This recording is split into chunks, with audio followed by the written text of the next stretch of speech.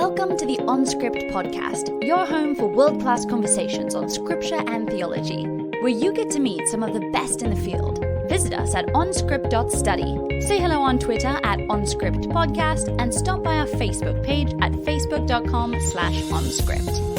Hey everyone, welcome back to the OnScript podcast. This is Matt Lynch coming to you from Regent College in Vancouver. In this episode, I'm speaking with Dr. Timothy Beal about his book, When Time is Short, Finding Our Way in the Anthropocene. And in it, he talks about this concept of the Anthropocene. We don't really define it in the interview, so I just wanted to quickly sketch what it means.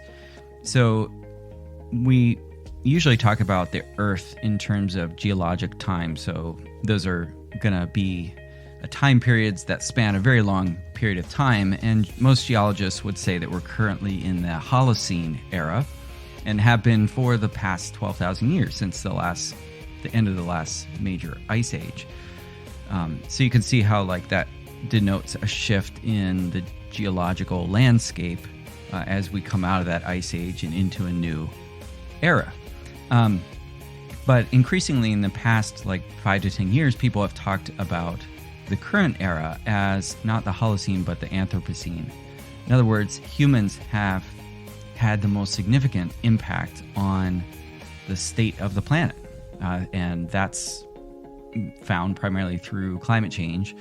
And so that's what's denoted by Anthropocene. It's a way of speaking about this current time when humans have had the most significant impact on the Earth's geology and ecosystems and whatnot. So I hope that helps shape the context for this discussion and that you enjoy this interview. Thanks so much for listening.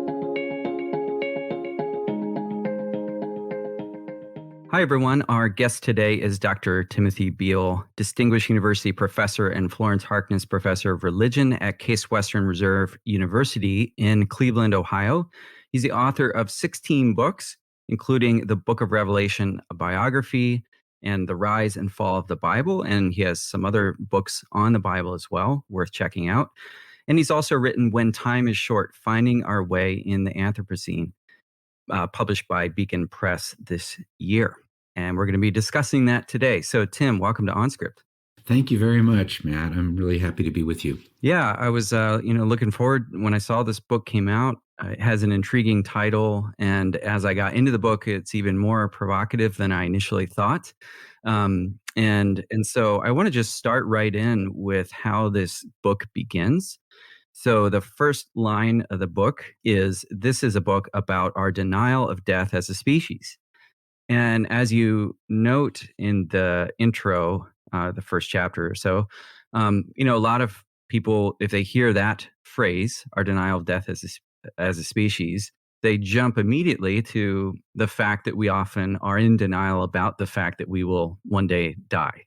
We might acknowledge that tacitly, but we have all sorts of practices and belief systems and defense mechanisms in place to protect us from our own impending death. And you actually mean something different by the phrase, our denial of death as a species. So what is it that you mean to address when you speak of that? Yeah. There's a great book on the denial of death, the way you're describing, called The Denial of Death by Ernest Becker, which I highly recommend, and has a big influence on this book. But I'm asking whether there is a kind of parallel kind of denial of death as a species, that is to say, of the real possibility of extinction, that we will not go on forever. And so, and maybe that we don't have an awful lot of time left as a species. It's that kind of denial that I'm really trying to understand, trying to start a conversation about, and trying to really to break through and to find resources. On the one hand, I think religion has really contributed to that denial, to our inability to see that, which has really, exacerbated our crisis situation now.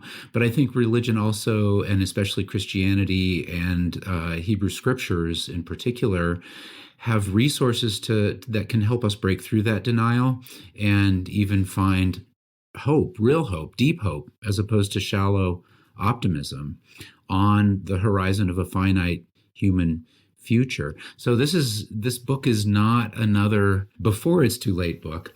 It's a what if it's already too late book. And, maybe it's not. I hope it's not. But what if it is? Shouldn't we be having some kind of conversation about that? Yeah, when I read that beginning part to the book, I have to admit, like I felt the weightiness of it. And perhaps that's part of what you wanted to provoke in readers. And I don't think you're doing it just as a sort of rhetorical move at the beginning, because there is that real possibility of the extinction of human beings, given the massive and significant changes to the climate that humans have brought about and continue to accelerate. And so, throughout the book, you're drawing on religious traditions and resources, and you yourself are also a biblical scholar. So you teach religion, right? Mm-hmm. And then you're also trained as a Hebrew Bible scholar. You were in the program I was in well before me, with some really fantastic scholars that you were able to study with at Emory. So maybe just give our listeners a sense of the sources you're drawing from as you begin to think about this, like facing death as a species. Yeah. Well, I think that, if religion has had a big part in getting us into this mess, then religion needs to have a big part in getting us out of it.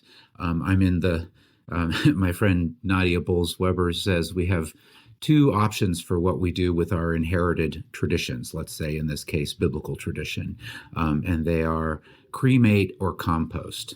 So, on the one hand, burn it down, blow it up, get rid of it, cremate it. On the other hand, compost, like go, see what else can grow from that. And that's sort of how I'm returning to scriptures in this book. On the one hand, I spend quite a lot of time trying to understand how a couple verses, often taken out of context from the Old Testament, from Hebrew scriptures, have been leveraged into what I call human exceptionalism, a kind of dominionist understanding of what it means to be human that really was the kind of the theological backbone of early capitalism, and I think still is really what's driving. It's kind of the hidden faith or not so hidden faith of Western capitalism.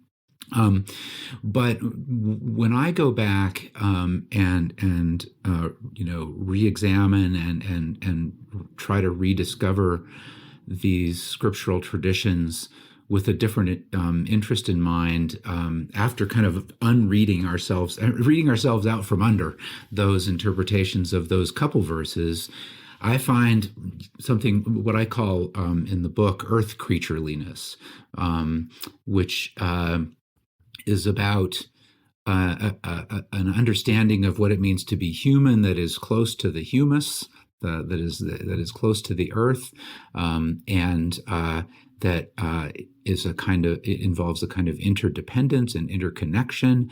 I love that second creation story in Genesis 2, where you have this image of the human being formed from the topsoil, from the humus, Adamah, and the Adam is formed from the Adamah, and then God breathes breath into the nostrils of this lump of dirt, and it's animated into life. And that's a really interesting theological anthropology, understanding of what it means to be human, that we are intimately connected to the earth on the one hand and animated into life, that spirituality is in some sense being inspired, breathed into by the divine. And so there's this kind of intimacy with the divine and intimacy with the earth and interconnectedness, because this is how all life comes into being in this creation myth. And earth creatureliness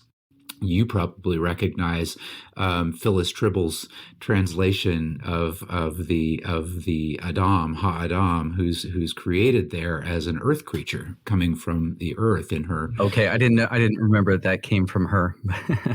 Yeah, it's in God and the Rhetoric of Sexuality, a really, really important book for me. Had a huge influence on me, has a huge influence on me. And so then I, try to go from there and explore other places within Hebrew scriptures where we can build on that. For example, the ways in which a lot of biblical poetry and the prophets and the Psalms and other places personifies other parts of creation and develops almost a kind of human, non-human reciprocity and relationship there. And what I try to argue is that these kinds of perspectives on earth creatureliness in Hebrew scriptures really are traces of indigenous religious culture that is behind these texts. And you and I know it's complicated to try to work that out exactly, but I think that they do reflect a cultural context and a religious understanding that is connected to a particular local natural environment and that is born from that. Yeah, there's a lot there. You have a lovely chapter title, I think, called "Humus Being," where you get into that, and then also talk about some of those poetic texts, like in the prophets, where the earth is seen to be is taking part in mourning rituals, and humans are just one part of that broader canvas on which that mourning is taking place, which is really powerful. And this is not, a one-off poetic device used by one prophet, but it occurs a number of times in the prophetic books. Yeah, I was thinking of it too with Hosea 4, where the earth mourns because of bloodshed upon the earth, and animals go hungry and they're panting after food, and there's this dismay, creation-wide dismay, that's rooted in this connection between humans and the land. So human moral action and behaviors on the earth have some, I almost want to say, a mystical connection to the physical world that gets at that sort of indigenous view, I guess, if you want to call it that you're talking about. Yeah, I totally agree. Yeah. So you talk in the book then, and this is part of what maybe brought an initial sense of sadness as I was reading it, but that's not where you want to land us necessarily. But you talk about the need potentially to think in terms of a palliative approach to the planet, to humanity on the planet. The planet will go on if humanity is snuffed out in the next couple hundred years. But you talk about a palliative approach is, quote, about learning to live with necessary pain and suffering, and at least as importantly, alleviating unnecessary suffering.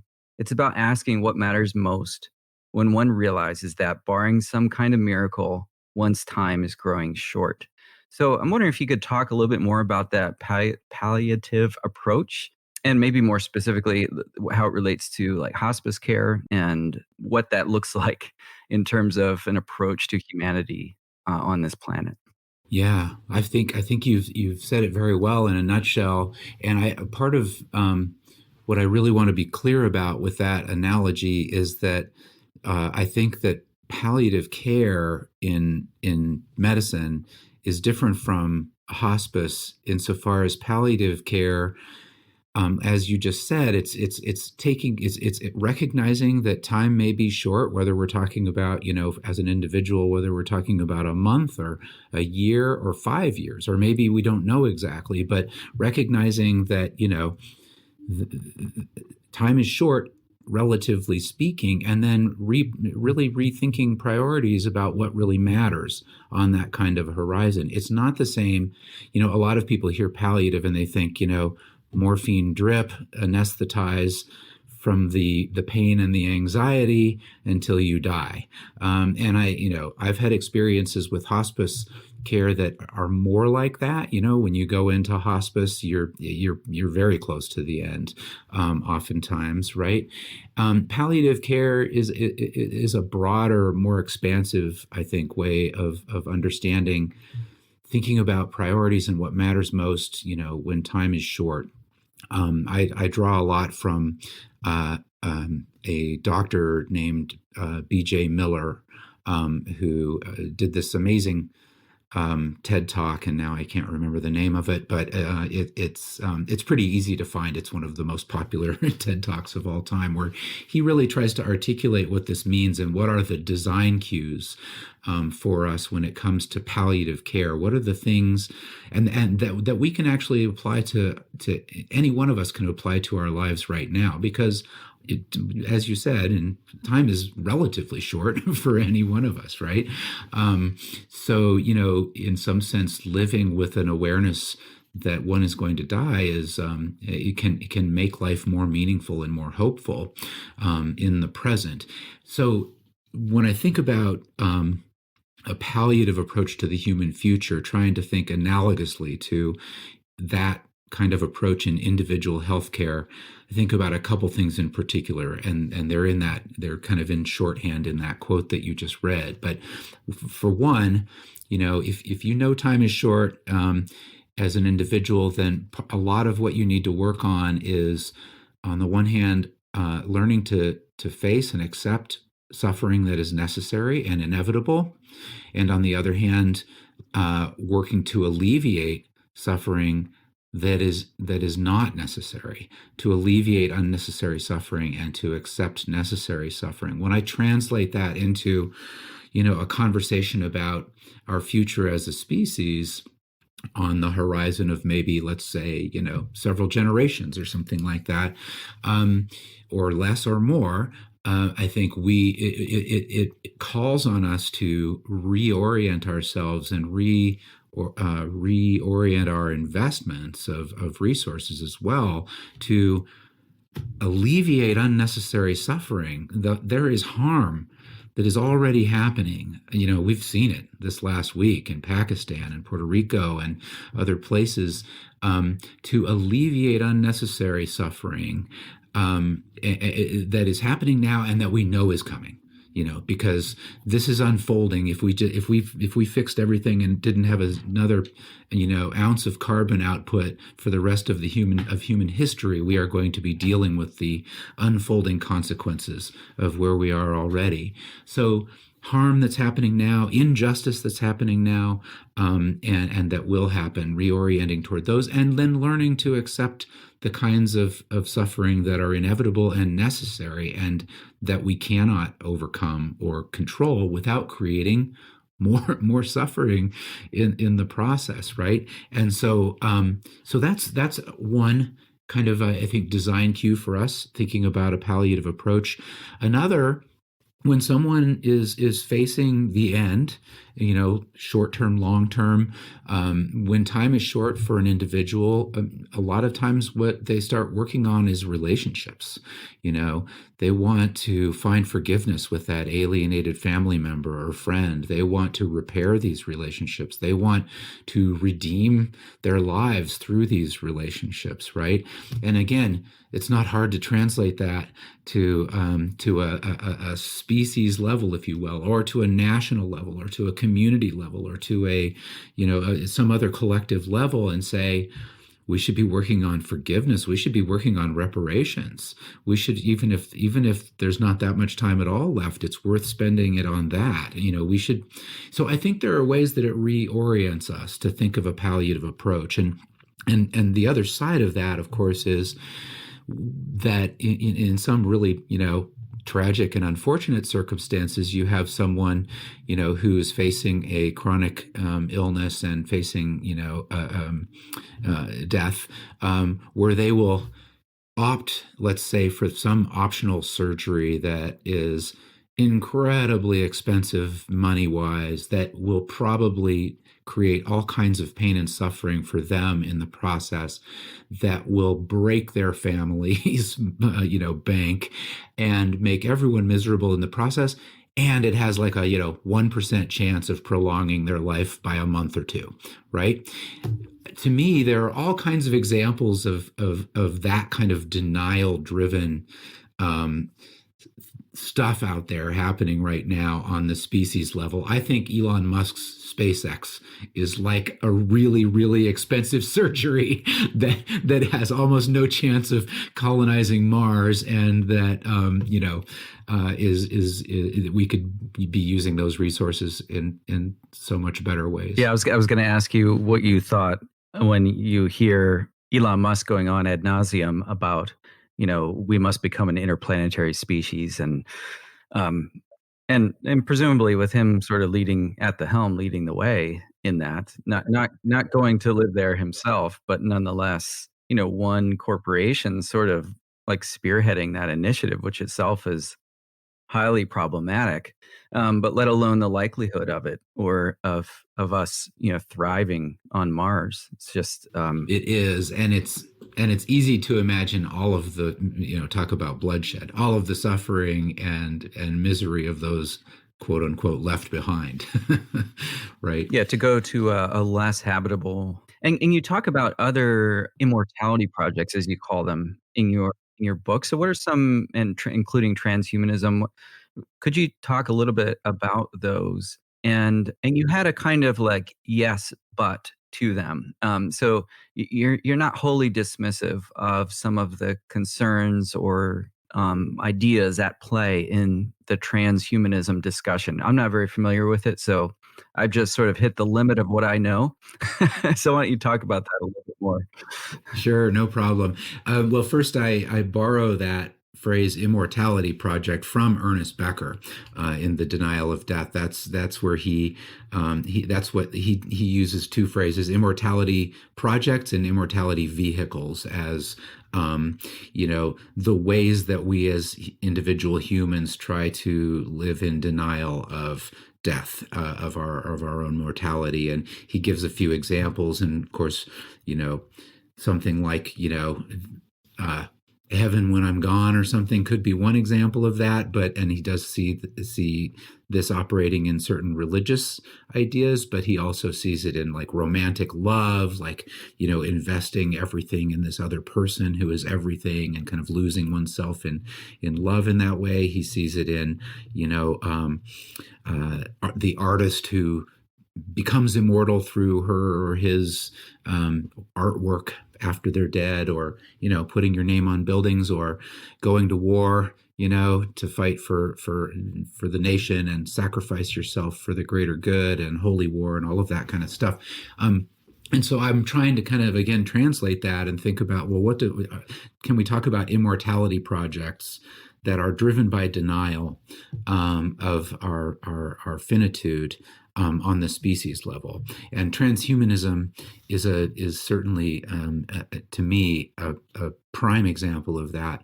It's a big movement, and it's hard to just lump it all together into the same thing. But the way I would describe it in the most general terms is that it's a movement that's interested in transcending our biological mortality through technology. And so, is this the stuff that like Peter Thiel's involved in? Yeah, and Rob Kurzweil. Even right there, you have a Max Moore. You have a huge range, even just when we think about them. Because on the one hand, there are folks who want to, sort of download our brains as code and find another more durable, vehicle for that software than the wetware that our biological bodies are terribly, tragically and horrifyingly faulty and prone to disease and death. To be able to transcend our biological wetware, that would be one example. Others, like Rob Kurzweil, with this idea of the singularity, actually has something more mystical in mind, where at some point, really sort of big data and AI is going to take on sentience, and we will be sort of part of that, but we will no longer have our kind of individual selves within that. It's really almost like a kind of mysticism with him, but everything in between. And it's always this notion that, through technology, we can transcend, our bodily mortality. And the yes, but for me, Matt, is yes, but we are our bodies. And, this is just another Cartesian split of mind and body, and a real assumption that mind is who we are. That's our self, that's our ego, and that, our bodies are jettisonable, and we can kind of get beyond those. And I find that deeply problematic. On the other hand, as you say, I am very sympathetic to thinking about and trying to understand what I would call human machine coevolution or human tech coevolution. We've always been technological creatures, and technology sort of functions as extensions of us in different ways. There's no way for that not to be true. We are also not just our bodies in that sense. We are also always kind of cyborgian sort of creatures, because we're always hooking ourselves up to, like we are right now, to various devices and machines, and we always have, all the way back to, rocks as hammers and stuff like that. So I understand it, and I get the impulse and the desire, but I really do believe it is sort of the quintessential immortality project. And again, extremely expensive and totally speculative. Right. So I can't remember if I don't think you talked like Tower of Babel and Babylon, Genesis 11 in your book. I'm just curious if you have particular reflections or ways that you think with Genesis 1 to 11 more broadly about that subject. Well, I love that story, and I love teaching, doing kind of exegetical work with students around that story. The first thing that I know we think of it as a story about, hubris, human hubris, and God sort of knocking them back down. My first reading of that kind of jumps in on the we language that God uses, because, God uses that first person plural language back in "Let us make humankind in our image, in our likeness," and so that's the first time. And then the second time is at the end of Genesis 3. Look, they have become as one of us, and I do play with that phrase quite a lot in the book. And so God says, whoa, I need to kick them out, or they're going to, apparently God likeness in that story is basically knowledge plus immortality, right? If you have access to those two trees, you're going to be basically a god. And so kicks them out of the garden so they can't get the tree of life. And then this is the third time. Let us go down there and scramble their language, or however. I haven't read it in a little while, but you know what I'm saying. In my own words, paraphrasing, but it's that us language and we language again there. And every time that comes up, those are the three. It's always a situation that has to do with similarity and difference between God and humans. And so that first one, let's create them in our image. Whoa, that's too much like us. And then again, it's a little too much like us in the Babel story too. But when I think about what the people are doing in that story, they're using technology to try to, this would be my reading anyway, to try to not get scattered, to try to, stay together. That's what they say is their motivation. Not to aspire to be gods or to replace God, but rather lest we be scattered. And, so that strikes me, I'm sympathetic to that. And then, of course, God does exactly that in response to it. So it's a failure of technology for sure. But. Yeah, the new technology of the brick yes, and right. mortar. Yeah. But it is that like wrestling with technology and its potential, but also its tendency to get us thinking in terms of immortality projects, because they want to make a name for themselves, something that lasts beyond their own death, presumably. And that project goes sideways. Right. Unintended consequences. Yeah. There's such rich reflections in Genesis 1-11 on Absolutely. technology. So we've talked about transhumanism, human exceptionalism. I want to bring us back to the ground then after being up the tower there. You grew up in Alaska. You're born in Portland, grew up in Alaska. And in the book, I love some of the stories you told about some really tense stories about coyotes and grizzly bears. I'll let readers experience when they read the book. They're really fascinating. I told my wife the coyote story. That was that was just astonishing. So let me just hear about you personally. In what ways is Alaska in your system, so to speak? Thanks for that question. Um, yeah, I've pretty much spent my whole writing career trying to find an opportunity to tell my bear story. So I finally found the place. But yeah, and that goes back to high school there. Um, so in so many ways, it shapes who I am, and I have goosebumps right now thinking about Alaska, which I miss, and which I know I'll never live there again, because my wife Clover is not interested at all in moving to Alaska, and winter daylight hours of 11:30 to 1:30 in the midday every day, that kind of thing. That's a bit rough. It is, but it's you get the benefit in the summer of it being sunlight 24 hours a day, and people have a great time.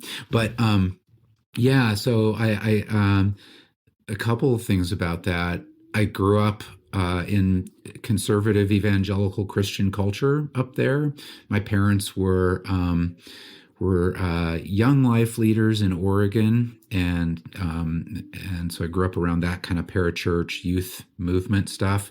And that my mom, in fact, was one of the first full-time young life leaders in Oregon after college, and then they were involved with Campus Crusade up in Alaska, and Youth for Christ and all that stuff. So we went to a fairly conservative evangelical church, and that's a big part of what I grew up with. I would say I don't identify myself as conservative or evangelical. Probably now I'm definitely a Christian and teach Sunday school and all that kind of stuff. But I don't think those places would probably have me back. But on the other hand, I owe a lot to that culture that I grew up in, and I know that I just owe a lot of who I am to that, and I can think of particular aspects of that culture that have really shaped me. And then on the other side, yeah, I grew up, up in the foothills of the Chugach Mountains, and our backyard backed up against the Chugach State Park, which is massive, and then that backed up against Chugach National Forest, which is, the second largest or the third largest forest in the United States. And so, I could literally have walked out. And is that near Anchorage? Yeah. Mm-hmm. Help me locate that. Sorry. Yes. Yeah. So Anchorage, you come out of Anchorage two directions. You can come out of Anchorage toward Palmer, and now we all know about Wasilla, thanks to Sarah Palin, and on past there to Denali Park and Fairbanks and so forth. And then the other direction is the direction we lived, and that's out to the Cook Inlet, out of Anchorage to the Cook Inlet, which kind of runs along the Chugach mountain range and goes around and then ends up on the Kenai Peninsula. So we were out that way. And so literally, I could have walked out the backyard of our house and walked, a couple hundred miles to Valdez, maybe without running into another person along the way. So, mountains, woods, grew up in a hunting culture. My father was a forester.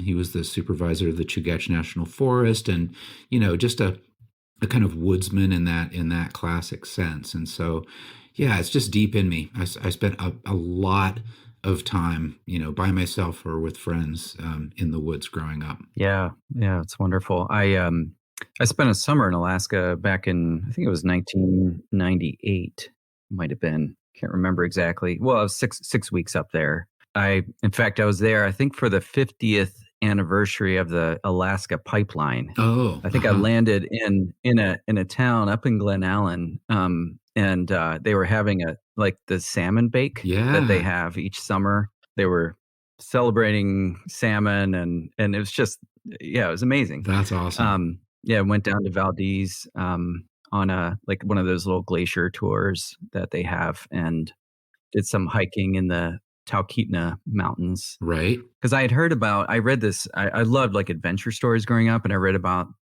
there's one short story I read called The Flyboys of Talkeetna. It's about all Oh. the people that fly climbers to Denali and in all kinds of crazy conditions. Yeah, oh yeah, we knew a lot of those people, and I'm trying to think of the name of the service that flies out of Talkeetna that we often would use, because my family would usually do a, fly out, hike back, or hike out, fly back to a lake somewhere and stay in a Forest Service cabin. But our family has 5 acres not far from Talkeetna, about maybe about 10 miles, but no trail to them, on a little pond kind of at the foot of Mount McKinley. And so that was a kind of safety thing, like, because the bush pilots will fly over that, taking the climbers to that south face. And, if we had a problem or something, we could signal if there was like a health issue or something like that, and they would know. Yeah, so you just were out there for the summer to enjoy it, or? Yeah, Yeah. well, I was helping. I went on like a work project with my church at Alaska Bible College in Glen Allen, I think it was, and then spent a couple weeks helping this guy move his house. He had a log cabin. He was physically moving it down the road. So I was working with him. I can't even remember how I got hooked up with him. And then did some hiking and backpacking, things like that. Nice, So nice. yeah, I just had a great time. And you talk in your book about your daughter Sophie. Then sort of, I don't know if this was in Alaska. Was that in Alaska where this happened? No, it was in St. Petersburg, Florida, the opposite. Okay. Yeah, all right. So a little bit from Alaska. She looked around one day and just said, like, soon all of this will be gone. One of those moments where your kid just has this like laser clarity about Totally. reality. So what are some of the things that struck you about that and got you thinking, and along the lines we've been talking in this book? Yeah. At one point, I thought about writing this book as a kind of a long form letter to Sophie's grandchild, as a kind of a format for it. And I was going to start with that story. Your great grandmother, said, once did this. But yeah, I mean, those of us with kids or who know little kids, we're often just kind of blown away by the things that come out of their mouths, and the things they create and do. And so this was totally out of the blue. I mean, we were driving down this pretty boulevard in St. Petersburg, Florida, that's just green and lush, and there are these live oak trees everywhere, and there's this playground we're driving past with parents and grandparents and kids crawling all over the place, and bright colors and beautiful blue sky. And we're just kind of driving along, and Sophie's in the back with her little brother of our Subaru station wagon, and just kind of smiling. And she said it smilingly. She just sort of had a little smile on her face and said, soon all of this will be gone. And we just look at each other, like Clover and I, like, did she just say what I think she said? And then we just kind of went on from there. But it always has stuck with me. And I think when she wasn't an anxious child at all, and she didn't say it in a way that was doom and gloomy, or that seemed like an expression of anxiety. But I've thought about it a lot, and I just wonder, this is just a question, I don't know, but maybe if children are maybe a little more in touch with our fleetingness, our transience, our here today, gone tomorrowness, and maybe the rest, everything else might feel more precarious that way too, then and then maybe as we get older, we kind of tuck that away. Maybe that's part of the denial that we're talking about in some way. So that's one thought about that. But yeah, she's in divinity school now, so she's and doing great. But in fact, really interested in biblical studies. I come back to her at the end of the book in a little epilogue just to kind of have a conversation about that. Like, what do you remember about that? And what do you think now? And yeah. That's great.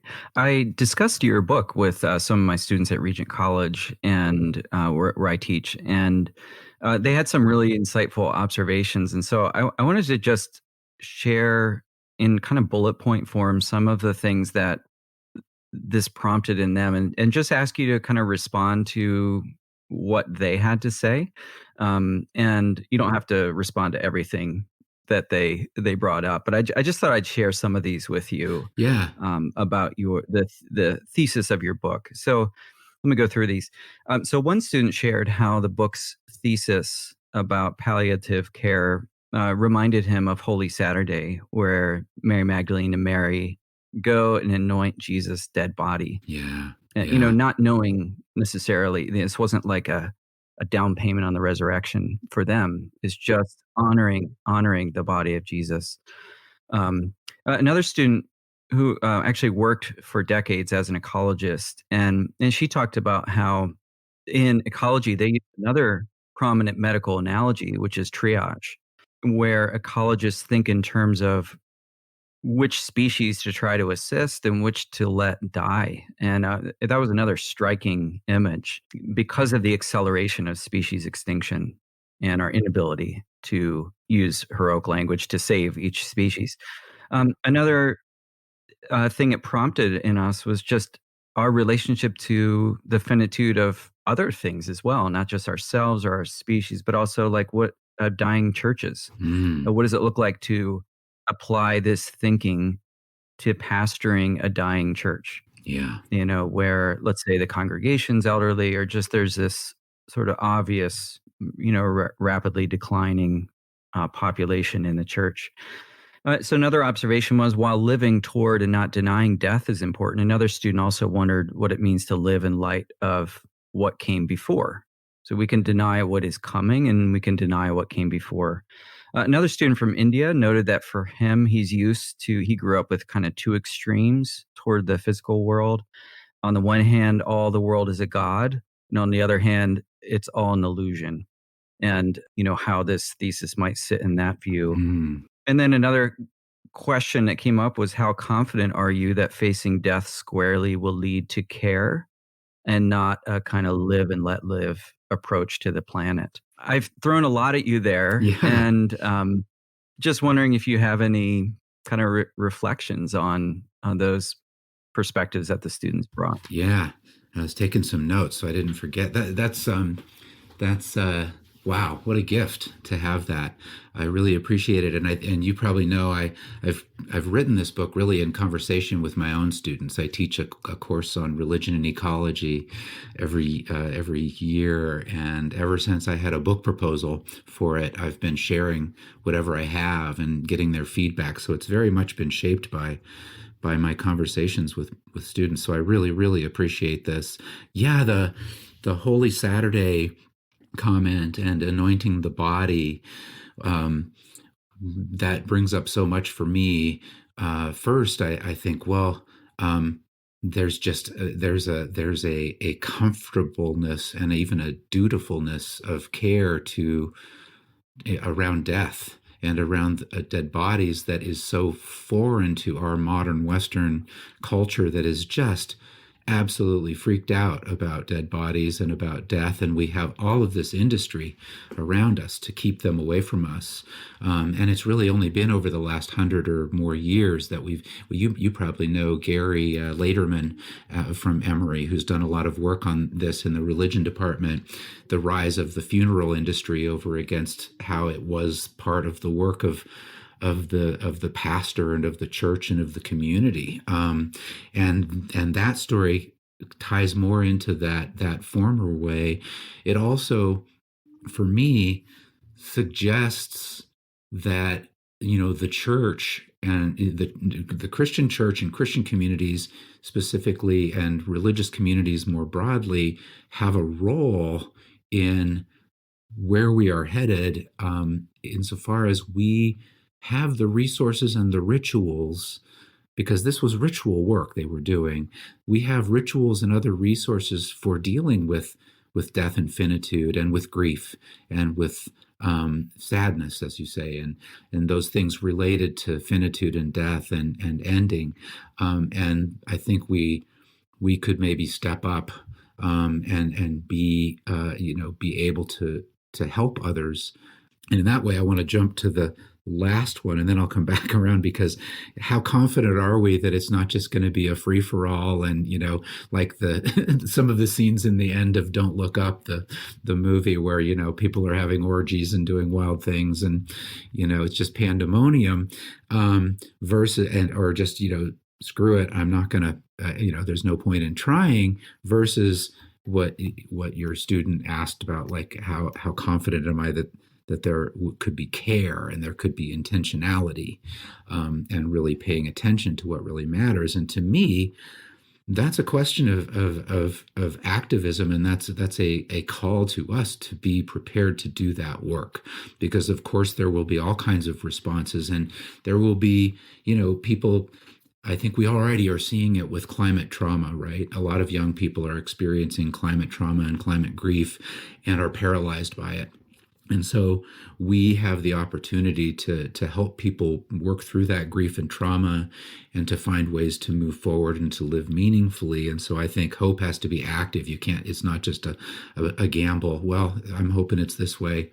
Maybe it'll be this way. It's a 70% chance or something. It's about doing the kind of work around that, to be hopeful. So that's that was that last comment. Back up to triage, which is really interesting and makes total sense. And we definitely hear that a lot these days, in environmental policy, environmental activism, even in environmental management. And I've had some conversations with folks around that, and it's a kind of cost benefit sort of discussion. It parallels the ones we're having in around healthcare and health insurance. When you have limited resources, do you focus them on the most urgent, disease that's happening to a few people, or do you focus it on what can help a lot of people? Those are hard questions, and obviously are part of what we need to be talking about. The relationship of the finitude of ourselves and others in terms of finitude, and dying churches. I think that's really interesting, because I've ended up finding myself thinking a lot about that too, because of course those of us who know of dwindling smaller and smaller churches, especially when they have like an endowment or other resources to keep going, even if there are no more members. This is that's it's denial, like being on life support. right? Yeah. Yeah. I mean, that's total denial driving that. And I have a good friend and colleague, Alana Cooper, who's in my department, who is doing this. She's in Judaic studies, and she's doing this work around dying congregations and how they process that and how they work through that. She's an anthropologist of religion who's doing that work. And there are lots of really interesting parallels there to other ways that we learn or don't learn to accept our finitude and live intentionally into it. So that's a great insight, great comment. Denying what came before as well as what comes after. I assume that student was picking up on where I was talking about the Anthropocene, and that the planet will go on without us and was here a long time before us. And I think that's really important, because that's another sort of expression of human exceptionalism. All of this is for us. It was just this big stage that was created for us. So we don't need to care about what was before. That was just like the roadies, setting up creation for us. And now we're on the stage, and it'll last as long as we need it to. And then when we're gone, it doesn't matter, take it back down. So I think that's a really great insight. I love the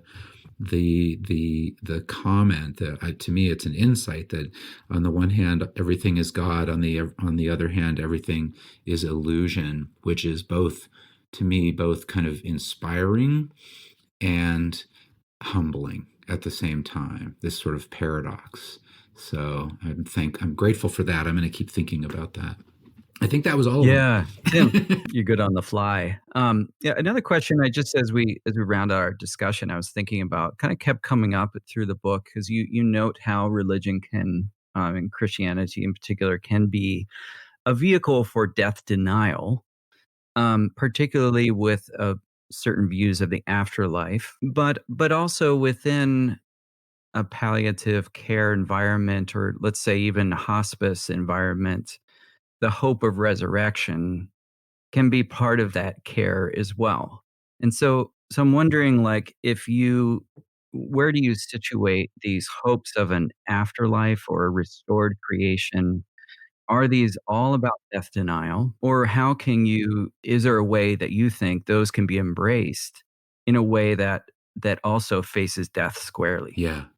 It's such a good and important question, and clearly, I intentionally sort of bracketed that question out in some ways. I mean, and I think yes, there's the version of it that you just described, a sort of what many Christians um, believe in terms of this I that is me, this ego. I'm going to be with God forever, pretty much as I know myself now, or maybe in some sort of idealized or optimized form, as Augustine imagined it.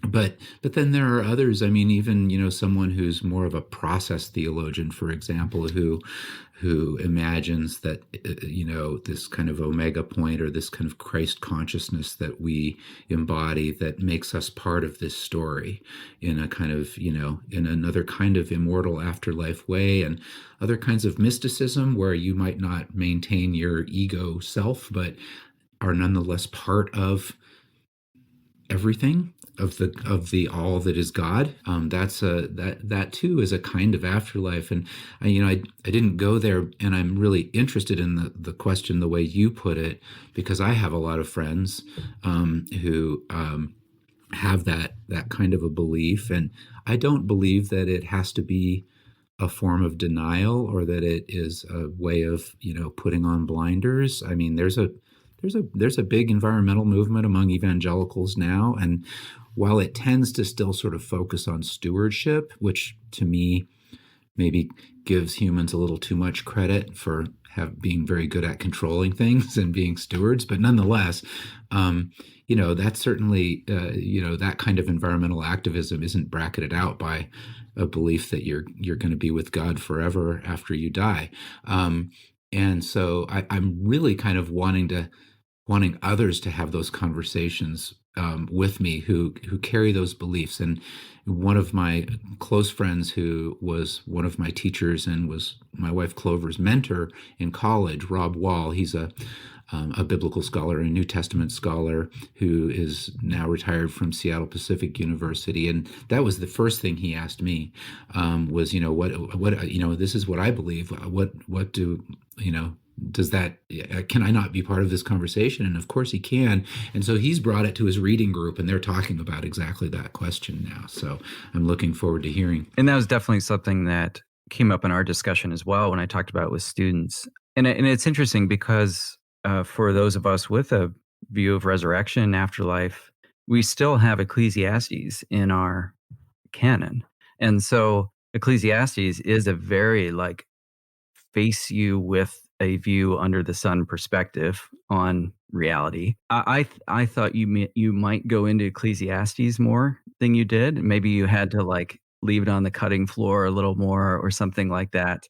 But does that have a place in your thinking about this subject when you're thinking about biblical resources for facing death?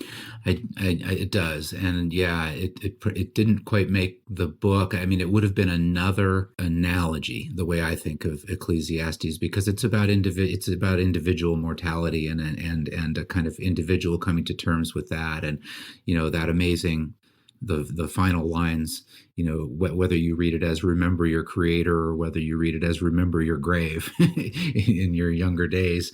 And I've written on that in the past, and there's a lot there, because that that the images there at the end of Ecclesiastes, as I recall, it's been a while since I've gone back and read it closely, but it's also a kind of image of social and cosmological collapse that's tied in some way to individual mortality, in a way that reminds me of Isaiah 24-27, or that little apocalypse, as it's called in Isaiah, where social injustice and bloodshed is tied to the kind of breakdown of creation.